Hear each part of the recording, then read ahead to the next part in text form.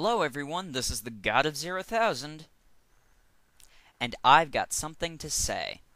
And then there were those ambiguously gay guys that follow Garlic Jr. around, patterned after that idiotic boy band or whatever. And that's most of them anyway, I probably missed a few.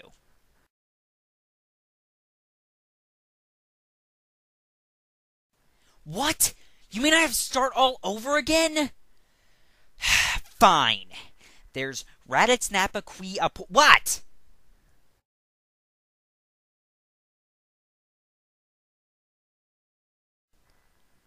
Oh, yeah, right. Well, that's gonna do good things for my blood pressure. So, what's next on the agenda?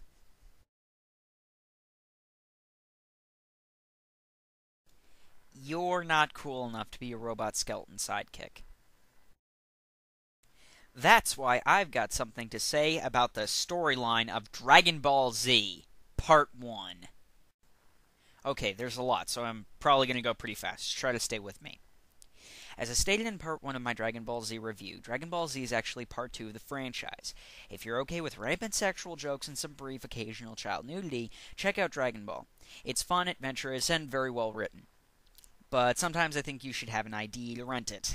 Dragon Ball follows the adventures of a 12-year-old Goku, who, as the story opens, is living alone in the mountains. He's living alone because his guardian up until that point, the legendary martial artist Gohan, has been killed. Quickly, Goku is discovered by a teenage girl named Bulma. Bulma is looking for the legendary and supposedly magic Dragon Balls to grant her wish of the perfect boyfriend. As it turns out, Goku is in possession of the 4-star Dragon Ball, which was a keepsake from his grandfather Gohan.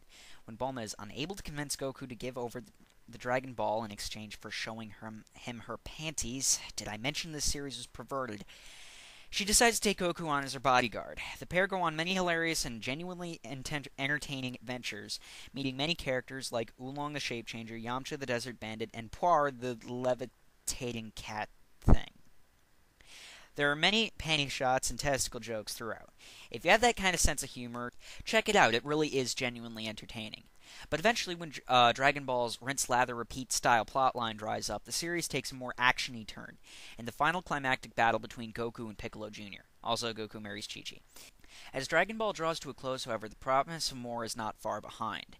While the final episodes of the Dragon Ball anime were still being aired, Akira Toriyama's manga had already reached the next level. Dragon Ball Z had already hit shelves and was already wildly popular. Of course, the anime followed suit. This is where us poor unfortunate English speakers kind of have a disadvantage. Dragon Ball Z opens with a reunion of most of the Dragon Ball cast. We also get an introduction to a new character, Goku's 4-year-old son Gohan, who's named after his grandpa. Unfortunately, we also meet another character, Goku's brother Raditz. Since Toriyama wrote the first chapter of Dragon Ball Z. Raditz explains that Goku is actually an alien that was sent to Earth to destroy it. This is supposed to explain why Goku has a tail and transforms at the sight of the full moon. Works for me. Raditz also reveals Goku's real name is Kakarot. I mention this because I am a Vegeta fan and am from now on going to refer to Goku as Kakarot. Now, remember how I said us English speakers were kind of at a disadvantage? Well, this is why. Immediately after Raditz kidnaps Gohan in an attempt to get Kakarot to join his planet pirating, Piccolo arrives with the intent of joining forces with Kakarot. Why? Because Raditz had recently raffle-pwned him. If you'd seen all of Dragon Ball, you would have been this would have been shocking and interesting.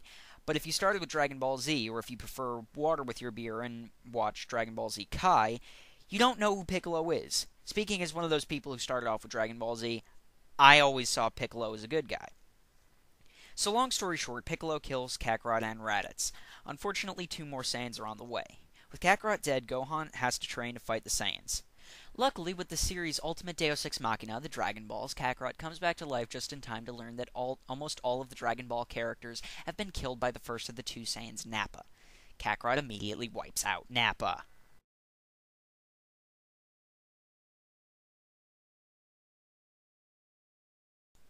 Because his power level is over 9,000!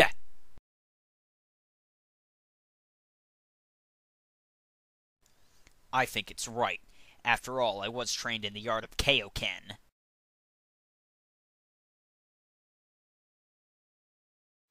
Kakarot then fights Vegeta to a draw. Vegeta is forced to use his Power Ball or Blitzwave technique to transform into an Ozaru.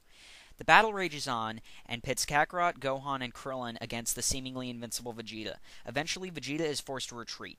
Unfortunately, since Piccolo died in the battle, so did his alter ego Kami, and since Kami created the Dragon Balls ceased to exist, meaning the only way to revive their friends was to go to Kami and Piccolo's home planet of Namek and use their Dragon Balls. However, Frieza, Vegeta's boss, is already on planet Namek and has already collected several of the Namekian Dragon Balls. As it turns out, Vegeta is a mere foot soldier in Frieza's army, and until recently was weaker than most of Frieza's other soldiers. However, because Vegeta grew much stronger after his battles on Earth, he decides it's time to rebel and competes with Frieza in a race to collect the Dragon Balls. Gohan, Krillin, and Bulma also get involved, as the battle on Namek for the Dragon Balls reaches a fever pitch. When Frieza loses his two most trusted lieutenants, Dodoria and Zarbon, Frieza has no choice but to call in his most lethal fighting force, the Ginyu Special Forces. The Ginyus consist of Goldo, Recoome, Jace, Berter, and the strongest fighter in the universe next to Frieza, Captain Ginyu. Well, Ginyu was the strongest in the universe next to Frieza, until Goku, finally recovered from his battle with Vegeta, begins to train in 100 times Earth's gravity as he travels to Namek. Meanwhile, on Namek, Vegeta is forced to team up with Krillin and Gohan. Goldo was dispatched easily, but Recoome proves far too powerful for the trio. Kakarot arrives on Namek and defeats Berter and Recoome much in the same way that he defeated Nappa. Vegeta begins to wonder if Kakarot has become a Super Saiyan. When Jace retreats and returns with Captain Ginyu, Ginyu all but confirms Vegeta's suspicions until Kakarot says that he won't kill Ginyu if he and his friends leave the planet now. Ginyu realizes that because of his docile personality, Kakarot couldn't possibly be a fully transformed Super Saiyan. There's also several episodes that deal with a body swap, but I don't have the time to go into that.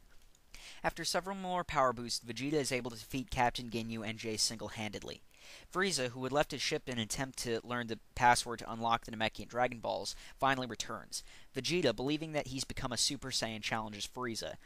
After a long struggle and a wish made on the Namekian Dragon Balls, Piccolo and Vegeta are able to force Frieza to transform into his own true body, but they can't defeat him. Finally, Kakarot, fully revived, this time from his battle with Ginyu, arrives on the scene, but is too late to save Vegeta. Just before Vegeta dies, the Saiyan Prince reveals the truth behind his past. Fired up by the tragedy of Vegeta's story, Kakarot takes on Frieza with the full intention of stopping him, once and for all. But when even the Spirit Bomb fails, the situation seems hopeless. Frieza is only using 50% of his power. However, when Frieza kills Krillin, Kakarot finally transforms into a Super Saiyan. For real this time. It appears that Frieza doesn't stand a ghost of a chance against Kakarot's Super Saiyan transformation, and destroys the planet's core. He releases 100% of his power, and makes the infamous promise that Namek will explode in 5 minutes. It doesn't.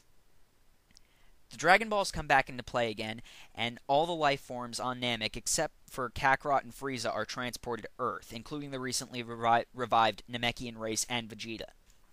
Finally, after a long battle, Kakarot finally defeats Frieza 3 times. Unfortunately, he is unable to escape planet Namek in time and is killed in the explosion. Or is he? Find out next time on I've Got Something to Say, Episode 6.